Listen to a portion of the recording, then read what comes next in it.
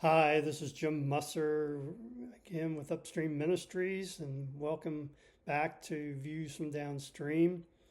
On Monday, I was talking about how the church it has a passive learning model where people come in, listen to a sermon, go home, go to a Sunday school class, listen to a lesson, maybe have a little discussion, go home, go to a small group, have a lesson, maybe some discussion, go home, go to a conference, listen to main speakers and speakers at workshops, and then go home. And what's often missing in all of these is any kind of actual opportunity to apply what is being taught. That basically people are sent home to figure it out by themselves. So let me come back to the model of learning a trade or a craft. And I mentioned this earlier. Suppose that you are wanting to learn how to do woodworking or painting or ceramics, whatever you think of that needs a lot of practice, training. So you go and you sit in a classroom and you hear the person who's an expert in whatever you're wanting to learn, and they talk to you for an hour or 2 hours, and then they send you home. And then you come back and they talk again for 1 or 2 hours and send you home. Do you think that it's reasonable to expect that you will know how, after a few weeks or a month or two, that you will know how to execute that trade or that craft by just sitting and listening? I think you probably would agree that's not the way you're going to learn this. You're going to have to practice. Now, maybe you'll do it on your own if you're motivated enough. You take what you learn and you go home and learn it. But in reality, most people don't have the tools to do that. They're relying on their teacher to provide the tools and show them how to use them.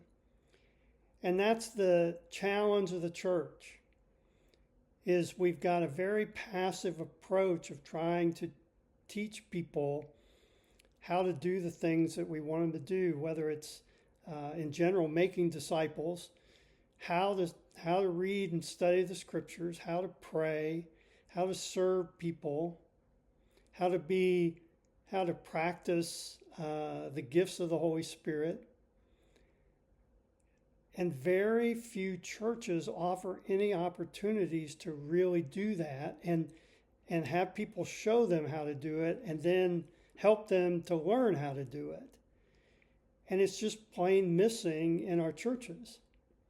And yet, we continue to do this year after year, decade after decade. And yes, there are some people that can benefit from that, can learn, can grow. But the vast majority of us need training because we're not as motivated. We don't know where to start. I mean, for example, the whole idea of sharing your faith, sharing the gospel. We all know as Christians that that's something we're supposed to be doing, but how many of us actually ever do it? Because we aren't practiced in it. And if I would guess that probably 75, 80%, maybe even higher percentage, if put on the spot to say, okay, tell me the gospel, share it with me, how many Christians in churches today could actually do that? They've been in church for 10, 15, 20, 30, 40 years, and I would guess that people would really struggle with that. And so if we are going to have a dynamic church of disciples and disciplers, we have to consider changing the model by which almost every church practices right now, which is a passive learning model. We have to get away from that and move towards an active learning model.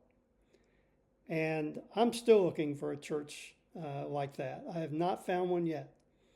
And I admit that for decades in my ministry, I did a lot of passive teaching. And it was only as I began to wind down my ministry that I began to consider, why aren't these students more mature when they arrive on campus, having been in the church and in Christian homes their whole lives? And then I began to really examine these things and this is one conclusion I came to. It's all mostly passive learning that we're asking of people, and that just doesn't work very well.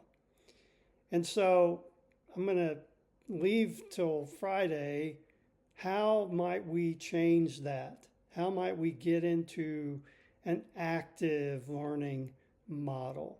So we'll see you back here on Friday. And until then, have a great day and the Lord bless you.